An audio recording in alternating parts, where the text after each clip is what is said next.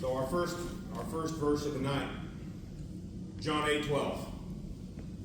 When Jesus spoke again to the people, he says, I am the light of the world. Whoever follows me will never walk in darkness, but will have the light of life. If I had it up to me, this room would be completely dark. So I want you to kind of envision that. We have a little bit of residual light, but I want you to envision this room dark. Dark as can be. Wandering around, stumbling around, trying to get where you need to go. That's the world right now. No matter where you go.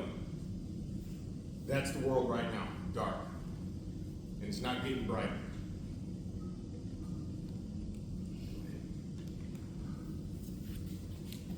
This is what we should be. We are the light of the world. Will we get the next scripture, please?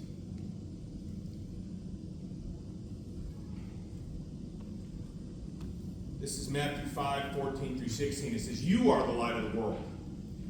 A town built on a hill cannot be hidden. Neither do people light a lamp and put it under a bowl. Instead, they put it on its stand, and it gives light to everyone in the house.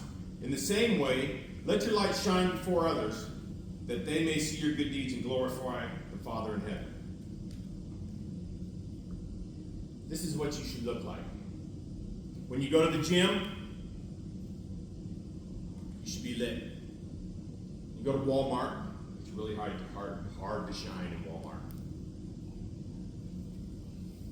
Doesn't matter.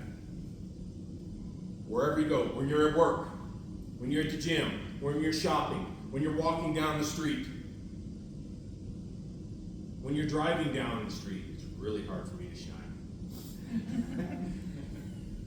But here's the thing. That wasn't my light. That was a light from outside. Jesus says, I am the light of the world, and he who believes in me.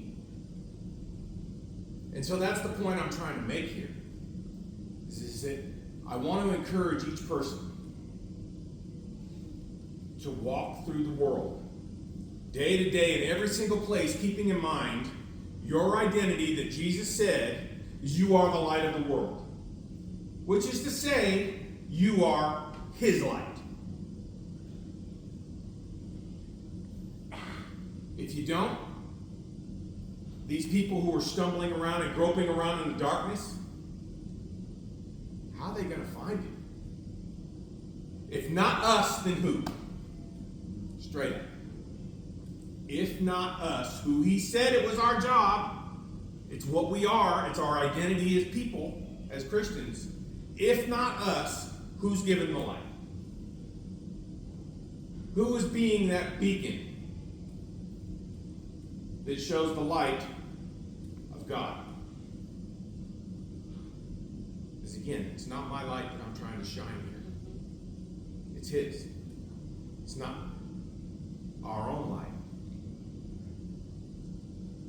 So what I get down to here is a heart posture and attitude. Are we willing to be that light? So I'm gonna step down real quick, and you can turn the light back on if you want. Can I add something to that? Absolutely, you can. So, as Christians, we're supposed to be the hands and feet of Christ. We are supposed to be Christ in this world. So we're supposed to shine just as bright. Absolutely. As Jesus. Absolutely. That's kind of what Dave's getting at. We're supposed to shine that light so other people can see Jesus in us through this dark world. Right. So when we're walking by somebody, Jesus said, you will do all the things that I have done and more. Okay? And more.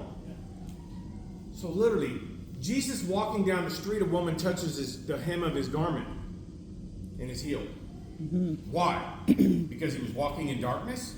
Absolutely not. He was the light of the world and she saw it. That's right. She saw that light and wanted it. Mm-hmm. And so I say this, when it gets hot for me, it's very hard to be bright and shiny. Okay? And when it gets humid, Okay? But how many of y'all remember that song from Sunday school, This Little Light of Mine? I'm Yeah. thinking of the whole life. You know, but that's just it. You know, we think about that as kids, but as adults, are we taking this little light of mine, which is really the giant light of his, are we walking in such a way that everybody who sees us goes, there's something different there? And so I want to encourage that. And as I present this, we discussed it. It was about 2 weeks ago. So 2 weeks ago, we sat down, Tony and I, with Steve and Tina, and we talked about Fordland here.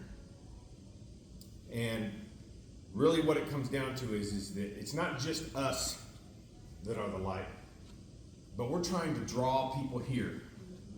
All right? You know, I have no idea what happened with that young man and what led to his passing. But it highlighted a point for me. How many young people, middle-aged, old, doesn't really matter, but how many people are we gonna let die without knowing that there's a place that they can come to recover?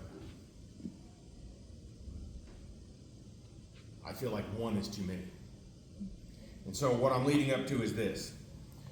We are going to take one day and we're going to go around door to door and we're going to make Fordland know that Hardway Recovery is here.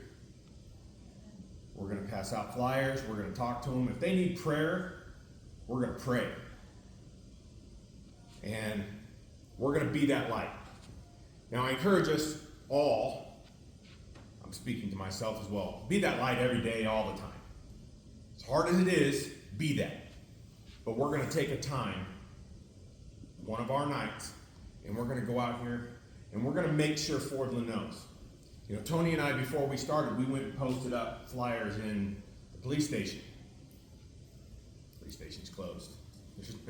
So who's going there? How do they know? How do they know that this is here? And so that's what we're going to do. As far as time, the specific date, that hasn't been pinned down. But I want to encourage everybody to be here. I want to encourage you guys to bring people with you. You know,